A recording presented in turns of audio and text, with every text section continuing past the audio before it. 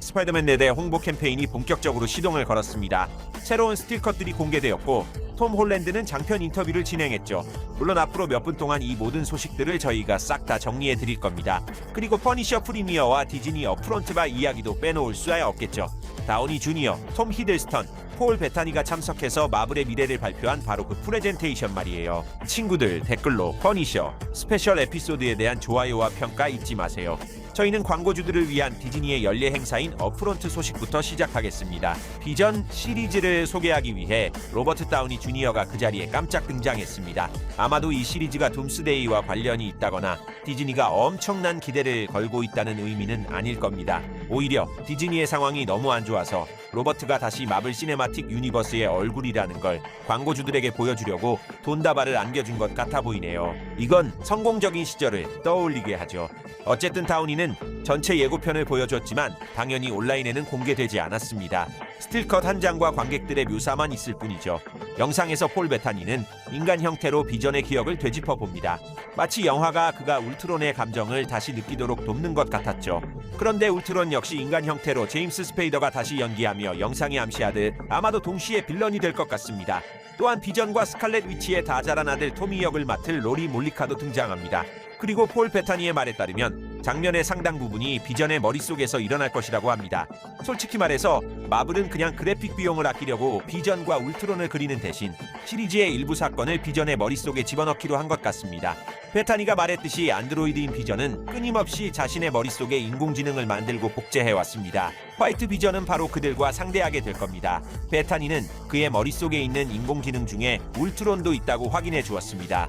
하지만 그가 사이코패스라서 비전은 머릿속에 그를 위한 특자 위너 안니첸 방샤당과 자화벽을 만들어 뒀다고 하네요. 하지만 배우의 말에 따르면 모든 인공지능 중에서 화이트 비전을 도울 만큼 똑똑한 것은 울트론뿐이라고 합니다. 결국은 모든 것이 울트론이 자유를 되찾는 방향으로 흘러가고 있지만 안타깝게도 이미 쇠락하고 마법을 잃어버린 시네마틱 유니버스 안에서 벌어질 일이죠.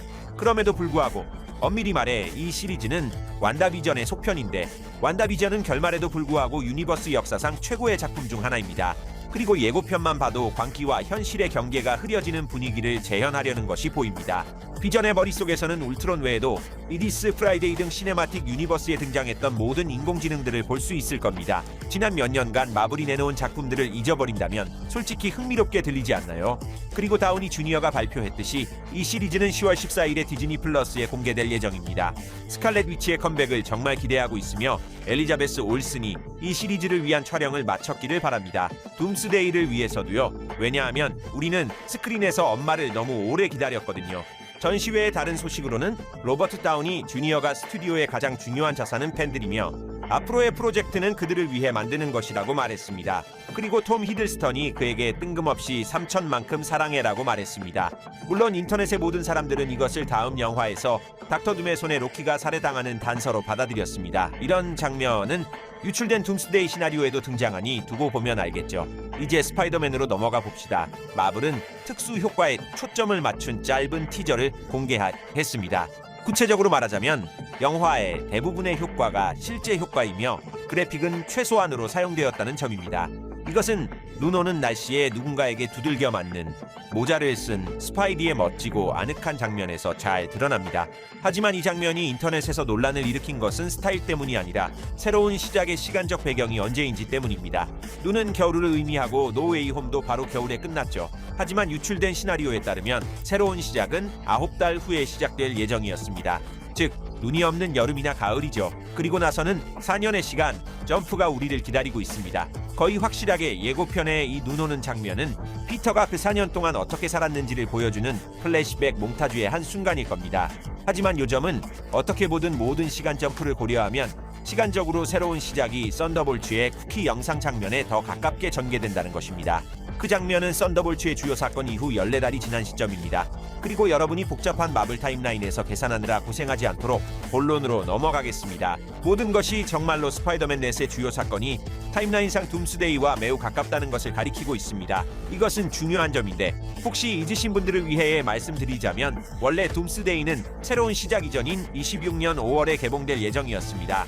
그 후 루소 형제가 어벤져스를 연기했지만 그 시점에 시나리오가 완성되었던 홀랜드의 스파이더맨은 그대로 두었죠.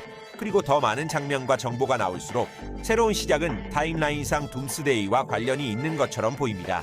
예를 들어 스파이더맨 이전에 개봉했던 어벤져스에서는 마지막에 가서야 누군가 스파이더맨이 없다는 것을 기억해냅니다. 쿠키 영상이 나오고 그가 무엇을 하고 있었는지 설명해 줍니다.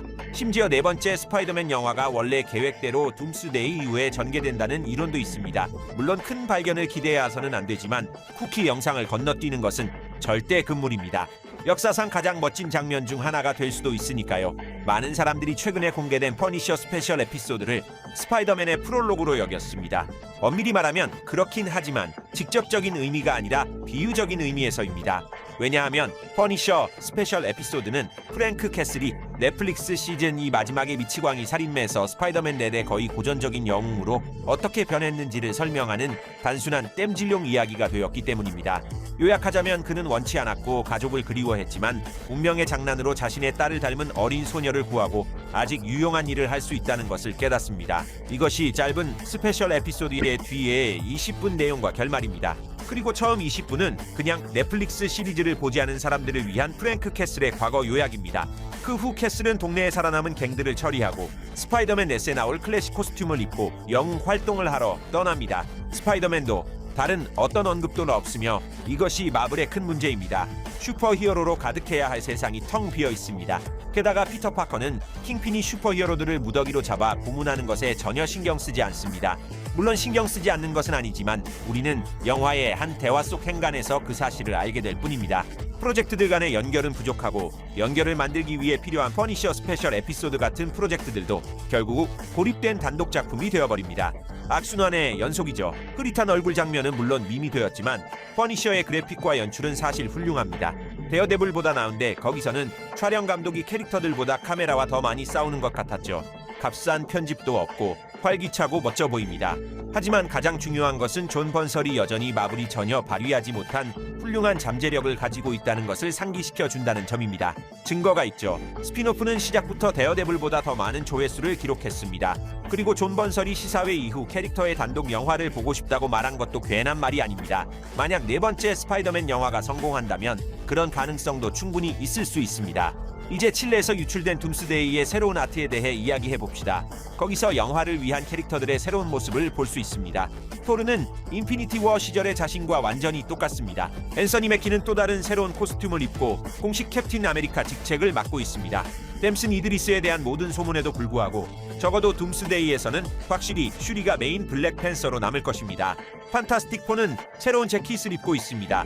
그리고 옛 팬들에게는 켈시 그래머가 비스트의 모습으로 등장한다는 좋은 소식이 있습니다. 그리고 마블이 현대 영화가 2000년대 영화보다 더 나빠 보이는 추세를 따르지 않기를 바랍니다. DC에서도 맨 리브스가 더 배트맨 파트 2의 홍보 캠페인을 시작하면서 예기치 않게 시끄럽습니다. 워밍업으로 감독은 스칼렛 요한슨과 세바스찬 스탠의 프로젝트 참여를 확인했습니다. 하지만 마블 전설들의 합류는 여기서 끝나지 않는데 리브스는 이터널스에서 파스토스를 연기했던 브라이언 타이리 헨리까지 DC로 끌어들였습니다. 그리고 배트맨의 차 주위에 눈이 쌓인 장면을 공개했는데 많은 사람들이 당연히 이것을 미스터 프리즈의 등장을 암시하는 것으로 받아들였습니다. 심지어 리브스가 역할을 지정하지 않고 발표한 또 다른 배우인 세바스티안 코우가 그를 연기할 것이라고 주장하는 사람들도 있습니다. 어떤 경우든 캐스팅은 역대급으로 화려할 예정이며 감독은 안티팬들의 입을 막을 각오가 단단히 서 있습니다. 그린 랜턴 제작자들에 대해서도 마찬가지인데 예고편에 초록색이 없다는 이유로 너무 심하게 비난을 받아서 모든 플랫폼에서 예고편을 내리고 홍보 캠페인을 다시 시작해야 했습니다. 그들은 새로운 스틸컷들과 배우들의 인터뷰로 이것을 해냈습니다. 거기서 우리는 시리즈 사건의 일부가 시간적으로 2016년에 일부는 26년에 전개될 것이라고 들었습니다. 주요 빌런은 정말로 시네스트로가 될 것이며 원작에 큰 변화가 예상됩니다. 존 스튜어트는 원작과 달리 선택된 반지 운반자가 아니라 인턴이 될 것입니다. 그린다 랜턴 군단은 할 조던이 사망할 경우를 대비해 그를 선택할 것인데 이는 코믹스에서는 반지가 거꾸로가 아니라 스스로 운반자를 선택하기 때문에 독특한 설정입니다. 쇼러너에 따르면 이 모든 것에는 의미가 있지만 아직 위기 대응은 그다지 효과적이지 않습니다. 심지어 제임스 건의 트위터에도 시리즈에 대한 부정적인 댓글이 쇄도하고 있습니다. 그러니 새로운 DC가 놀라움을 선사할 수 있을지 지켜봅시다. 건 자신은 슈퍼맨 속편에 집중하고 있으며 거기에는 진정한 저스티스 리그가 모이고 있습니다. 외계인 버전의 원더우먼을 연기할 아드리아 아르오나 외에도 애틀랜타 촬영장에서 제이슨 모모아도 목격되었다고 합니다. 이 외에도 에디가 테지, 미켈라 후버 등 요약하자면 첫 번째 파트의 모든 배우들이 영화 준비를 발표했습니다. 그리고 물론 촬영장에서 밀리 올콕도 목격되었는데 그녀는 자신의 영화 추가 촬영을 위해 그곳에 들렀을 수도 있습니다. 그건 그렇고 그의 영화에 대한 예측이 개선되고 있습니다. 쿼럼 분석가들은 다양한 플랫폼에서 슈퍼걸에 대한 관심을 모탈 컴뱃 2보다 약간 높은 53대 48부로 평가했습니다. 보통 이 숫자들은 최종 흥행 수입과 상관관계가 있습니다. 그리고 예측에 따르면 밀리 올콕의 영화는 미국에서 개봉 첫 주에 약 6천만 달러를 벌어들일 것이라고 말할 수 있습니다. 하지만 이것은 현재 상황이고 홍보 캠페인은 아직 시작되지 않았으므로 워너브라더스는 그 숫자를 1억까지 끌어올릴 모든 기회를 가지고 있으며 이는 슈퍼걸을 판타스틱4와 같은 반열에 올려놓을 것입니다. 건이 이것을 해낼 수 있을까요? 그리고 여러분은 슈퍼걸을 믿으시나요? 댓글로 남겨주세요. 저희는 다음 주 만달로리안과 그로구 시사회 전에 확실히 공개될 마블 예고편을 기다리러 가겠습니다. 분석은 즉시 올라올 테니 알림 설정 잊지 마시고 다음 만남까지 안녕히 계세요, 친구들.